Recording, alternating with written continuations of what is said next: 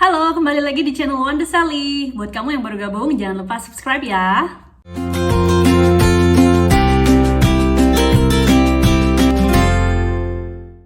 Mungkin beberapa dari kalian udah tahu kalau di Melbourne, Victoria lagi suasana lockdown. Udah sekitar 1 bulan dan beberapa hari yang lalu dapat update dari government. Not a good news, dan lockdownnya di extend. Dan international flights masih dibatasi sampai akhir tahun. Jadi kemungkinan besar pendaftaran SRPI masih belum dibuka untuk tahun ini. But who knows, mungkin dibuka, kita lihat aja. But anyway, dengan banyaknya waktu, selagi nunggu pembukaan pendaftaran SRPI, mungkin kamu bisa ambil kesempatan ini untuk melakukan persiapan yang lebih matang buat kamu yang mau daftar Working Holiday Visa. Nah, di video kali ini saya mau berbagi tips tentang persiapan apa aja yang kamu perlu siapin sebelum kamu berangkat ke Australia. Nah, saya udah punya list tentang beberapa hal-hal yang harus kamu siapkan sebelum kamu datang ke sini. Nah, yang pertama dan yang paling penting adalah tabungan yang cukup untuk biaya hidup at least 3 bulan di sini. Nah, mungkin kalian udah tahu kalau biaya hidup di Australia ini sangat mahal ya. Mungkin 3 atau 4 kali lebih mahal dari biaya hidup di Indonesia. Waktu itu saya bawa sekitar 30 jutaan. Itu saya berpikir itu akan cukup untuk biaya hidup selama setidaknya 2 bulan atau 3 bulan. Karena kita nggak tahu ya apa kita langsung dapat kerja atau harus nunggu sebulan atau 2 bulan sampai dapat kerja. Nah, waktu itu saya beruntung, saya dapat kerja di minggu kedua. Dan ada beberapa teman saya yang harus nunggu sampai 1 bulan untuk dapat kerja. So, kalau kamu punya uang cukup, setidaknya untuk bertahan hidup sampai kamu dapat kerja, itu lebih baik. Nah, jadi kalau kamu masih beruntung di saat ini masih bisa kerja, kamu bisa start nabung sebanyak-banyaknya untuk biaya awal hidup di Australia. Lalu yang kedua, tentukan kota tujuan. Nah, saran saya kamu tentukan kota tujuan jauh-jauh hari. Nah, ini sangat berguna untuk kedepannya. Setidaknya kamu tahu keadaan kota tujuan kamu. Misalkan kira-kira kerjaan apa aja yang bisa kamu ambil, terus berapa biaya hidup, berapa harga akomodasi, terus transportasi umum apa aja yang ada di sana. Jadi, kalau kamu sudah sampai di sini, setidaknya kamu sudah kenal sedikit tentang kota tujuan kamu. Nah, dulu saya pilih Melbourne karena di sekitaran CBD itu free tram zone. Jadi saya nggak perlu bayar transportasi kalau misalnya saya melakukan perjalanan di sekitaran CBD. Waktu itu saya nggak tahu seberapa besar ya CBD. Cuman ternyata setelah saya datang ke sini, CBD itu kecil. Jadi bisa jalan kaki dari ujung ke ujung sekitar 20-30 menit. Cuman kalau misalnya kita lagi keburu atau kita harus kerja dan harus berangkat awal, transportasi itu penting. Jadi waktu itu saya pilih tinggal di CBD dan kerjaan saya itu di CBD. So saya commute dari tempat tinggal ke tempat kerja selalu pakai tram dan itu gratis. Lalu kemudian hal yang ketiga yang kamu siapin adalah untuk cari tempat tinggal. Waktu itu saya booking tempat tinggal sekitar mungkin 3 minggu atau sebelum saya berangkat ke sini. Nah, kamu bisa cari tempat tinggal di flatmates.com.au. Nah, di sana ada banyak options tempat tinggal yang kamu bisa booking, mulai dari share house, share room, di CBD atau di suburb. Jadi pas kamu kesini kamu udah aman nih, udah ada tempat tinggal. Nah, biasanya tempat tinggal ini dia minimum stay 4 minggu, 2 minggu sampai 4 minggu lah ya. Jadi kalau misalnya kamu nggak suka dengan tempat tinggal kamu bisa move setelah 4 minggu tersebut. Dan banyak option tempat tinggal murah yang kamu bisa dapetin di flatmates.com.au.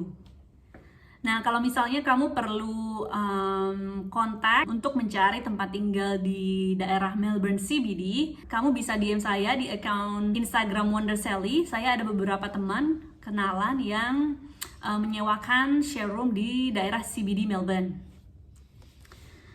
Terus, hal keempat yang perlu kamu persiapkan adalah kenali kota tujuan. Nah, misalkan kamu udah booking akomodasi nih ceritanya, pasti kamu udah tahu dong alamatnya.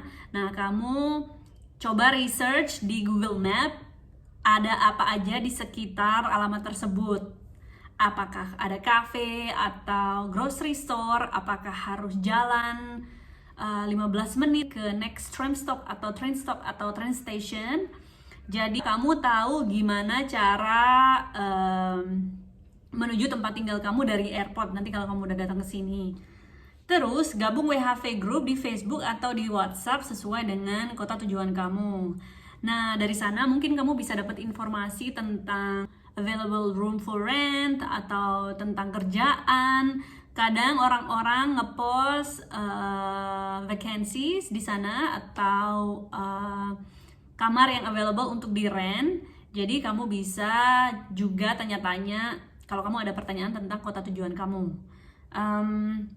Mungkin kamu bisa search di Facebook, contohnya WHV Melbourne atau WHV Indonesia Australia. Pasti ada beberapa grup yang muncul dan kamu bisa join di sana. Lalu, nah ini penting banget nih ya, yang harus kamu siapin sebelum kamu berangkat ke sini. Itu adalah belajar basic skill.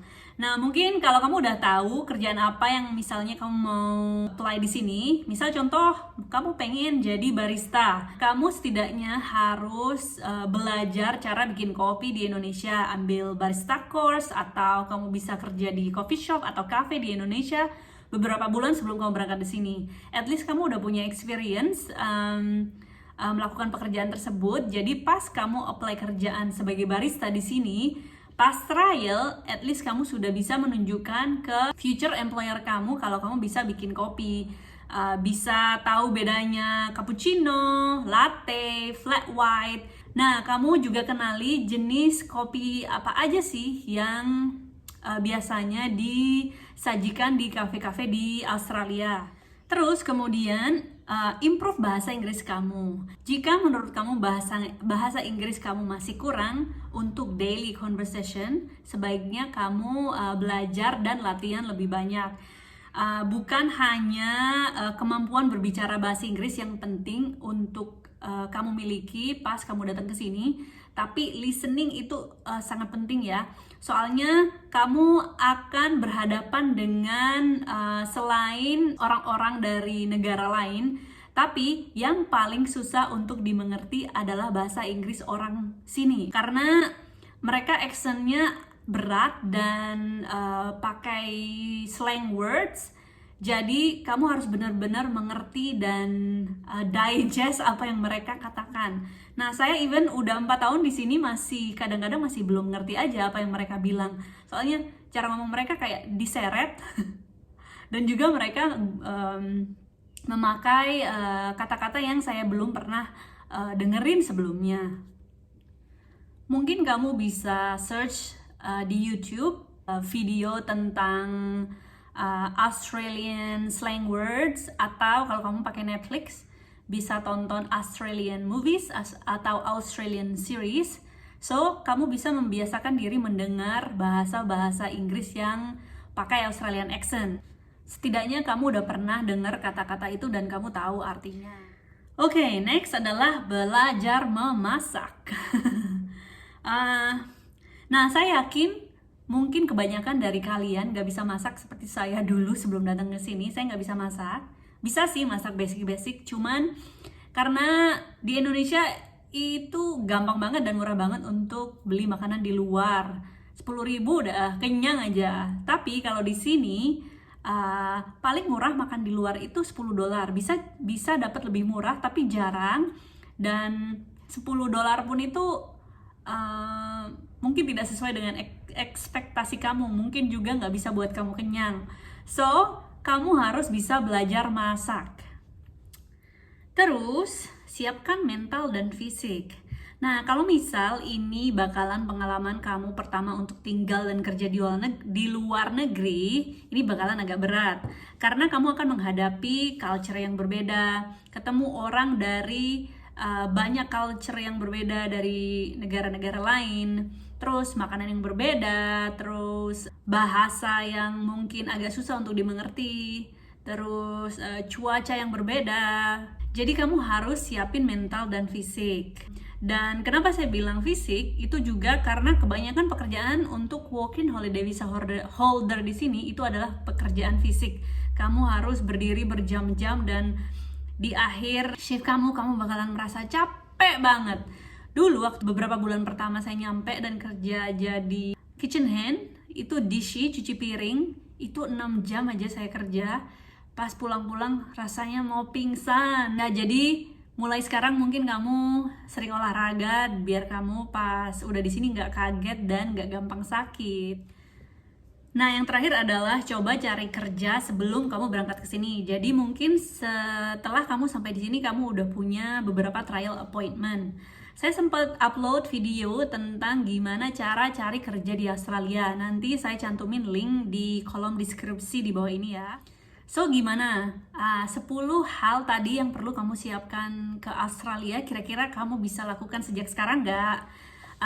Semoga video ini berguna buat kamu yang berencana untuk apply working holiday visa ke Australia atau yang udah dapat visa dan menunggu border Australia untuk dibuka untuk berangkat ke sini. Thank you for watching and for subscribing. Yang belum subscribe, please subscribe. Dan kalau ada pertanyaan, tinggalin komen di bawah ini atau kamu bisa DM saya di account Instagram @wondersally. So thanks again dan see you on the next video. Dah.